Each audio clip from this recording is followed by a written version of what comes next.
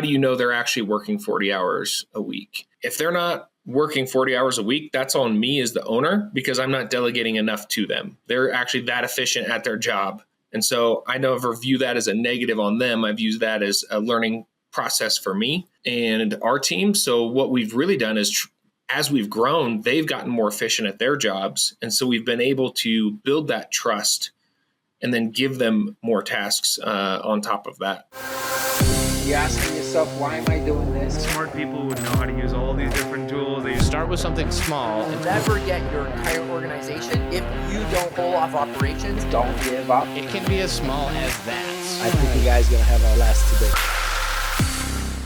What is going on, everybody? Welcome to the Delegate That podcast, where we discuss the art and science of delegation, business management, and leadership. Today, I am stoked to talk to Logan Brodine. Boy, you seem to be a master of all trades. You've got all sorts of stuff going on, so I'm really looking forward to chatting with you a little bit and learning a little bit about what you do. So if you can, go ahead and introduce yourself, Logan. Tell us about you and your business.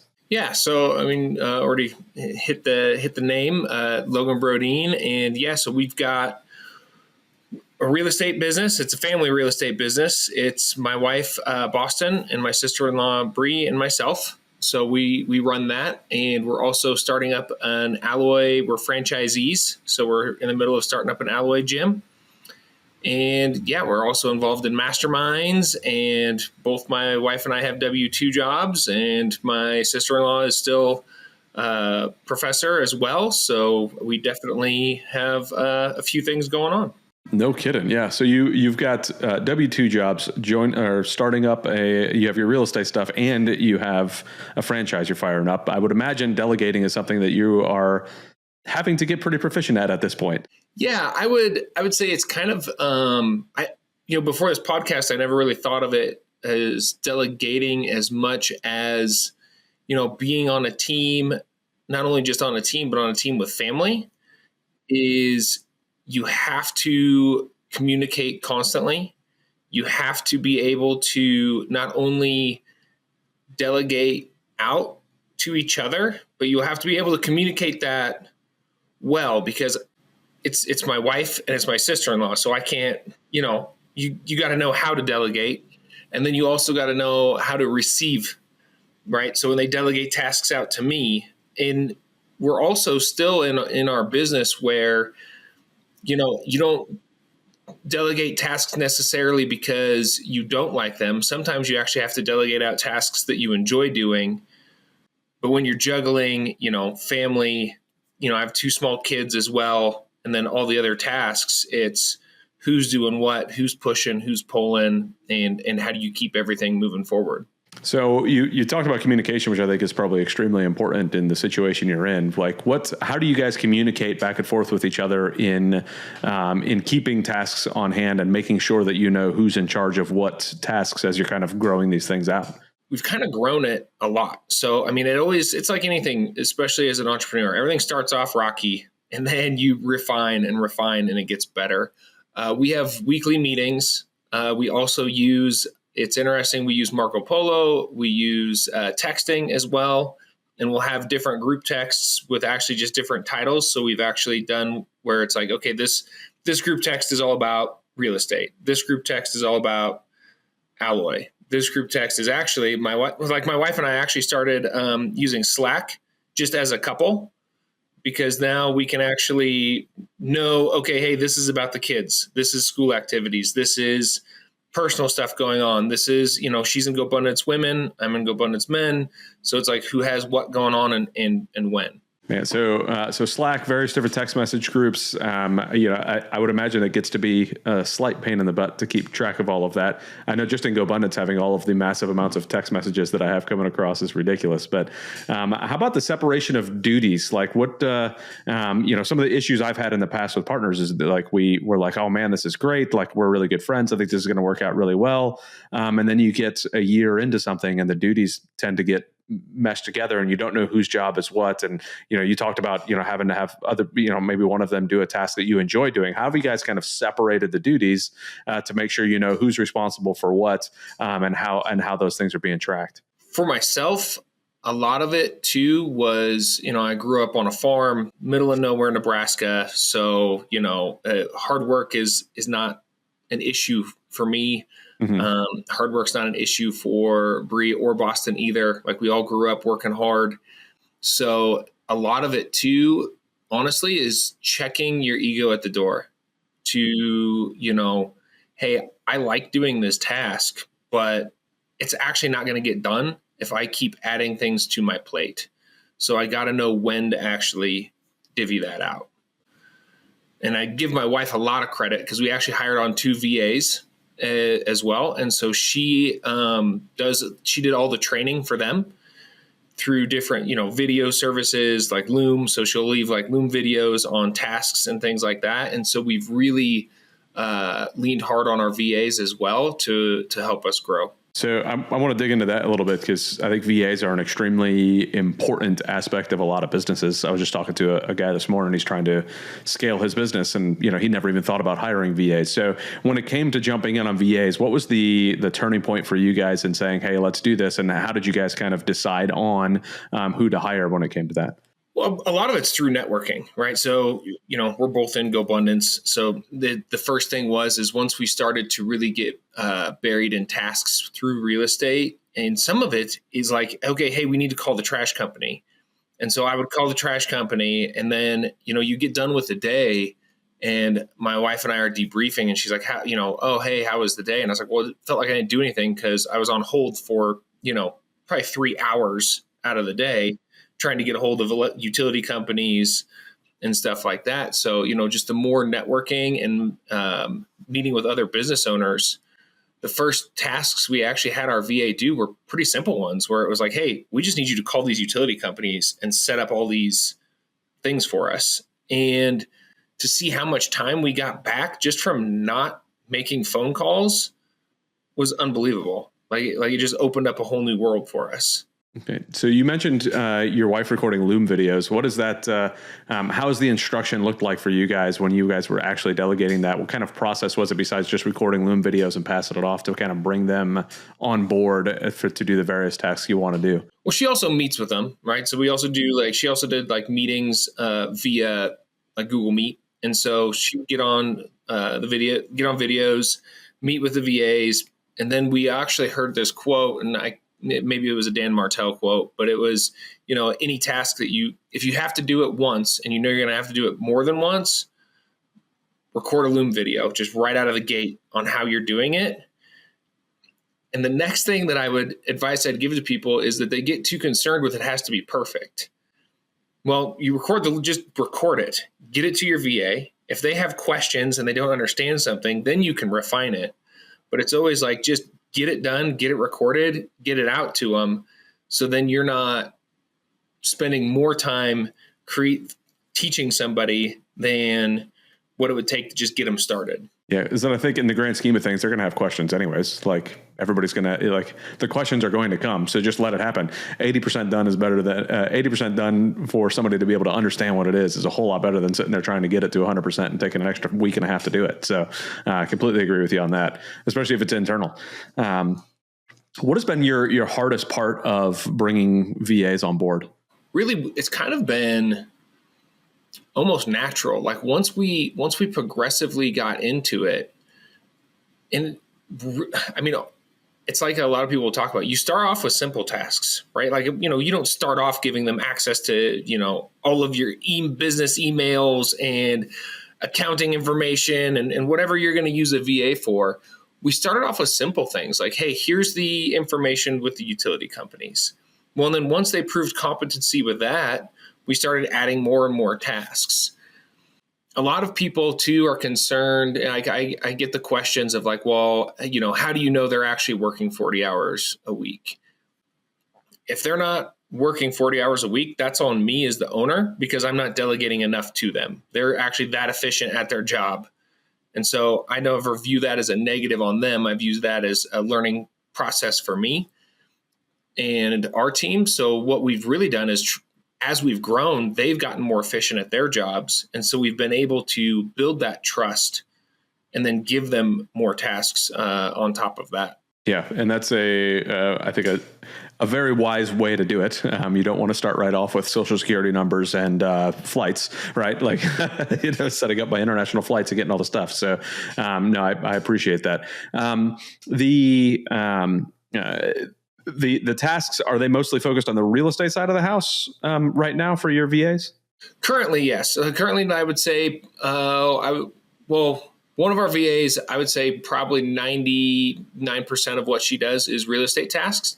And now we do some personal tasks as well with her. The other one, she does most of our social media. So, if you see, I mean, you can almost tell on mine, like which ones she's posting versus like I'll post more of my workout videos or something like that. But if it's business focused, it's typically our VA. However, communication is very strict. If there's any communication on social media, that's actually me. Okay. So we haven't delegated out like actually communicating, because I want any communication with people to be organic and I want it to be me. So tell me about going from real estate to deciding to open an alloy franchise. How did you kind of decide to do all that? Obviously, you're into strength and conditioning. You're posting your workout videos online and everything. But how did you kind of decide to say, hey, I'm going to look at franchising? It was a recommendation through GoBundance. So of course, Rami is everywhere. I tell you right, what. Right. He got those hooks with me. Well, we looked at my background, and having over 15 years experience in strength and conditioning, running facilities. I've done, a little internship with corporate wellness. I've done an internship with high-end resort style fitness, done a little bit of cardiac rehab. And then I've done a lot in tactical strength and conditioning, training operators. And then I've done some sports performance as well with collegiate and professional athletics. So really, when we started to look into the evolution of, hey, we don't want to just be in real estate, we want to start to own some businesses as well. This one made sense because we have the ability to go in there and know how to operate things from the start.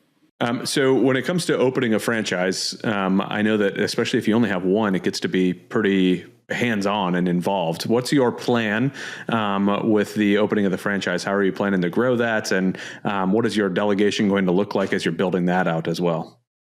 Really, with the franchise, we're in the process of getting our first location still. So it's early on. Okay. I am fortunate to have the experience to, in the strength and conditioning world, to train interns, to train assistants. And so when it comes to actually training the employees, I'm pretty confident that I can handle all of that aspect.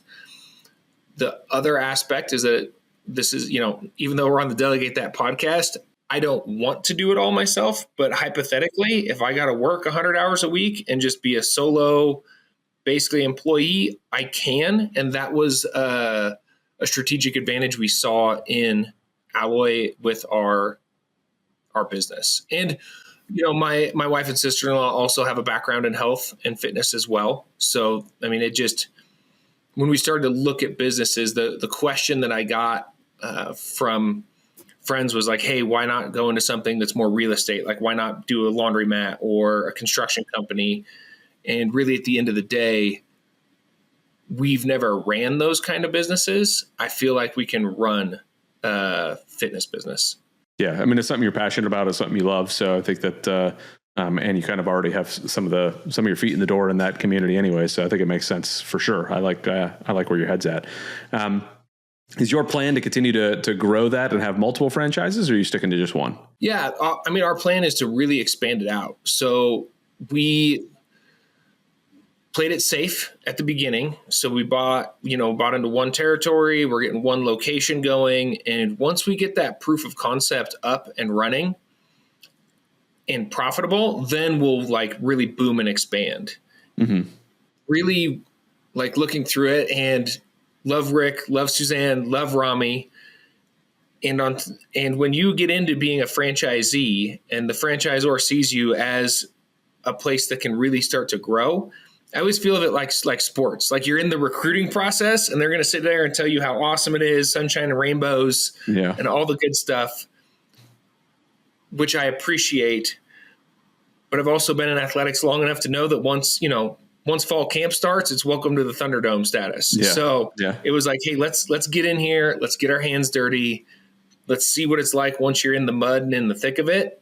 And then let's expand. Because the last thing we wanted to do was say, hey, we're going to dive in, swan dive in head first, buy a ton of territories. And then you get started on the first one and you're like, oh no, this is rough, So we started with one, and once we get that up and going, we'll expand. Now, when you expand, what's kind of your in your brain? How would that look like as far as structure goes? What would your role continue to be as you expand it? Because right now, you mentioned potentially working, if needed, 100 hours into it, but you also talked about being able to hire some folks. So when you have 3 of them, obviously you can't work 400 hours in a week because there aren't those, right? So what does that look like to you later on when you have, let's say, 3 or 4 of them? Yeah. So to define what I would call successful and when we're ready to expand is we would have our director hired, we'd have our head coach hired, and then we would have the 2 part-time people hired. It would be pretty self-sustainable. And so then we could really, as a team, the 3 of us focus on the next location and then getting that one up, just like the first one, get everybody hired, get everything delegated out, get it successful, and then open up the next one. So we would be able to really refine processes after the first one and then be a little bit more speedy. I don't know the better word for that, on getting the next ones up and rolling.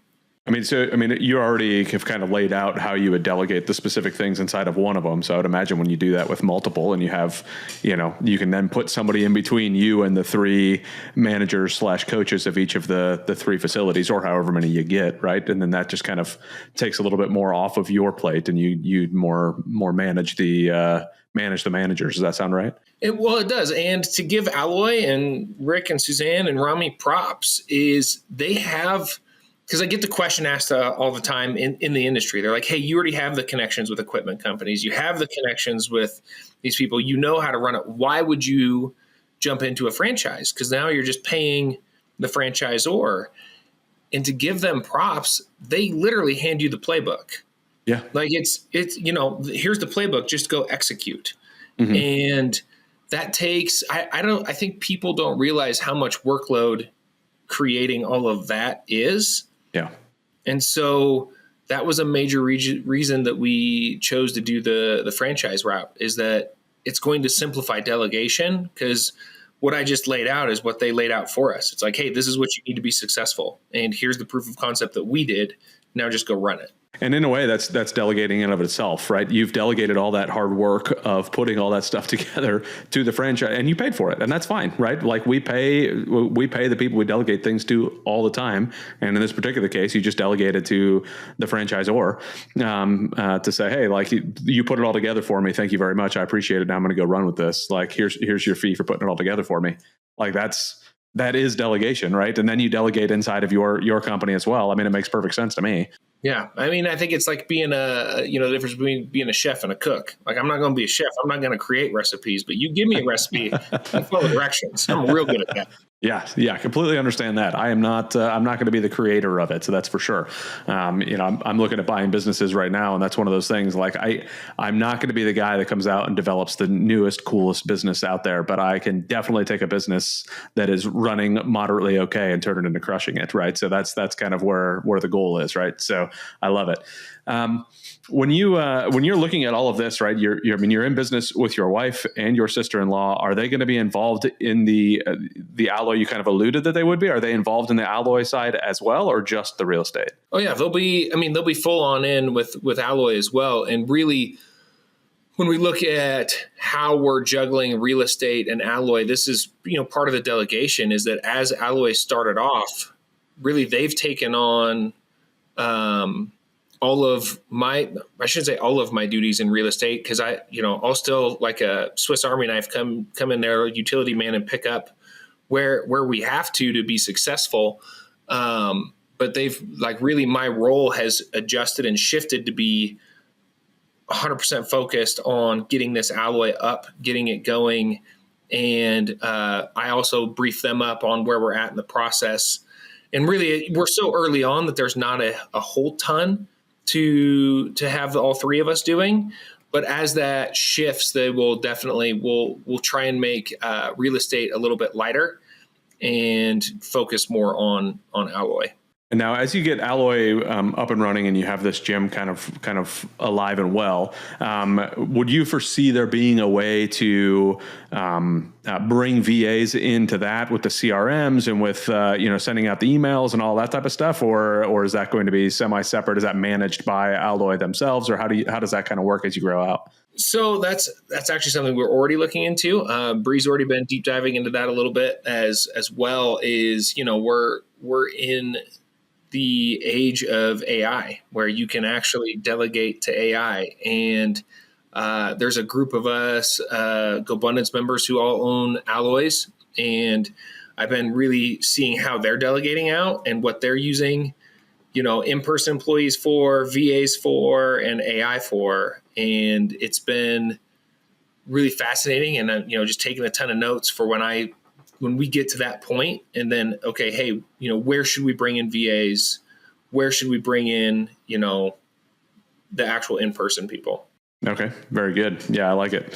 I know that managing CRMs and all of that is such a pain, a tedious task, and it's not a thing that I really enjoy doing. And I would imagine for a gym, when you have, 100, 200 members, however many members you have, like, golly, and then you have 4 of those. Goodness gracious, that's just a lot of emails that need to go out, a lot of following up, a lot of billing, a lot of all the stuff, and how do we make sure that you're staying relevant in the eyes of your customers without being a pain in the butt, and what that's going to look like. So I look forward to kind of hearing your story as you grow that out and seeing how AI has kind of worked for you. Have you used AI at all yet inside of your real estate business? Yes. I mean, we've kind of, we use Notion a lot for, business meetings, things like that. And I know there's some AI components in there. ChatGPT, use that of course. a ton. And really just trying to refine it, learn, and get in there. And, it's still so new. There's sometimes where you start doing a task and then you realize you're like, oh, I can just use ChatGPT for this, or, any of the other AI systems that are out there. I think that's honestly the case with delegation as a whole. Like, when you get so in the mode of doing everything yourself and you don't realize how much more efficient you could be if you had somebody that was filling some of those gaps or filling some of the things that you didn't want to do. Like you talked about at the beginning, like jumping on the phone with a utility company, like you may be on hold again for 3 hours. And then what are you going to do in those 3 hours? You're going to be doing some busy work, some here or there, some nonsense happening, blah, blah, blah. But you're not going to be getting any true heads down work done in that time. So okay, well, I need to delegate that out. I need to push that to somebody else. But if you're not thinking about it in that way, if you're not thinking, which is the purpose of this podcast, get people thinking about, okay, how can I delegate some stuff in my business? How can I kind of get focused on doing the transactional, or delegating out the transactional and focusing on the transformational. So when it came time to bring in the VAs for you in the real estate world, what was it that you were tripping on, or what was it that you were having issues with? Or, you mentioned obviously hearing about it from other people, but in your particular business, sitting down, you and your wife and your sister-in-law, what were you going, man, if we had somebody to do these tasks, this would be amazing. What were those conversations like? Well, we're in another mastermind as well, and called The Club here, and is based out of Denver, with Paul Sparks. And one thing that he mentioned to us was, businesses fail at 3s and 10s. So when you 3x your business or you 10x your business, systems and processes start to break. So you can't use the same process that you used when you first started. And we scaled so fast. We started off with, one triplex in Pennsylvania, which we live in Colorado.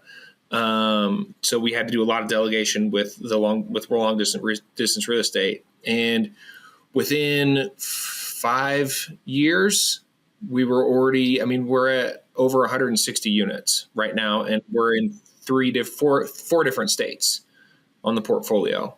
So to scale at that speed, you have to pause and recalibrate and create new systems and processes. Okay.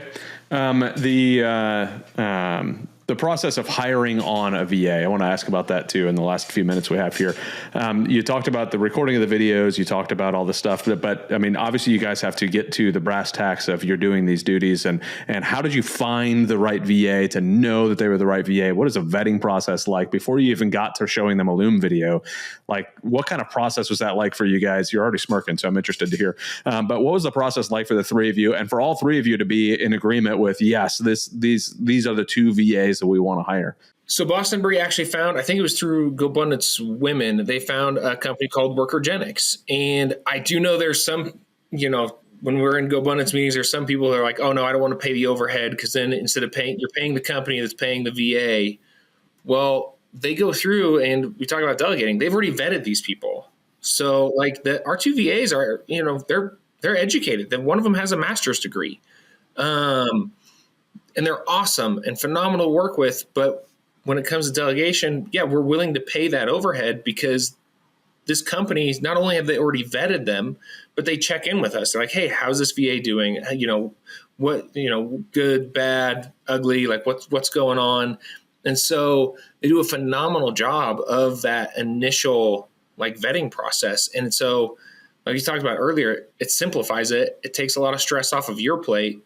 And then you're able to move faster and more efficiently. Yeah, and I think people forget how think about hiring an employee anywhere, right? It's a process to go out and push all that stuff out. So if you can bring on somebody to hire an employee for you, especially there are some people I talk to that they're just not good at all at being able to decipher who's going to be a good employee and who's not. They're just not so good. They get emotionally involved one way or another, and they're just like, no, I hate them, or no, I love them, and haven't actually asked the right question. So if you have a company that's already doing that for you and vetting it for you, like, what a wise way to do it. Like, I think that's super intelligent to go that route. So, hey, Logan, I want to kind of pass it over to you. Is there anything that you definitely wanted to hit that we hadn't discussed yet? Anything that you're thinking like, man, this is something I delegate and Adam never even asked me about it? What is there anything that you wanted to add on here as we're getting ready to wrap up?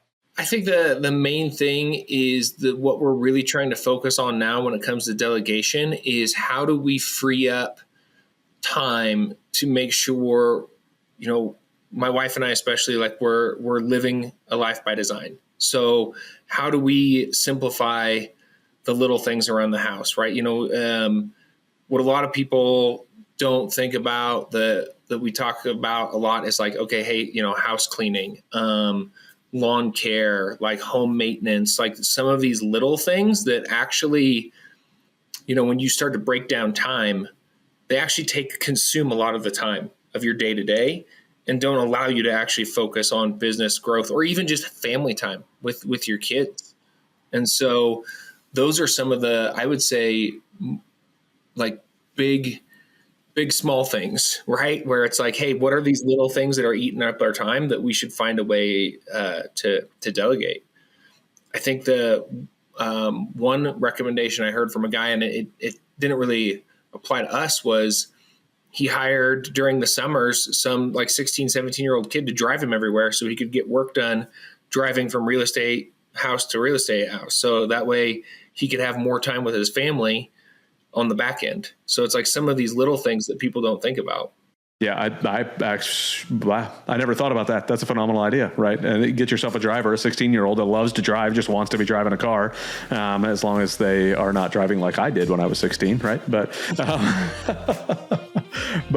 anyways, Logan, it was awesome to have you on. I really appreciate it. Thank you so much for delving into a bunch of stuff on the Delegate That podcast. If people wanted to reach out to you, learn a little bit more about what you do, maybe they have a question about Alloy or strength and fitness as a whole or anything, what's the best way for them to reach out to you? Yeah, I'm on pretty much every social media platform, and it's just my name at Logan Brodine. So you can feel free to DM me there, and I can help out however I can. Awesome. Well, thank you again for jumping on, Logan, and thank you everybody for listening. I appreciate it. Hit like, subscribe. If you have questions, comments, please put them below so we can respond to you and we can interact about what you've heard. If you hear something that you say, man, I wish that you should delegate this or you should think about that, please let us know. Like, subscribe, comment, all that stuff. Logan, thank you again, and we will see everybody on the next episode.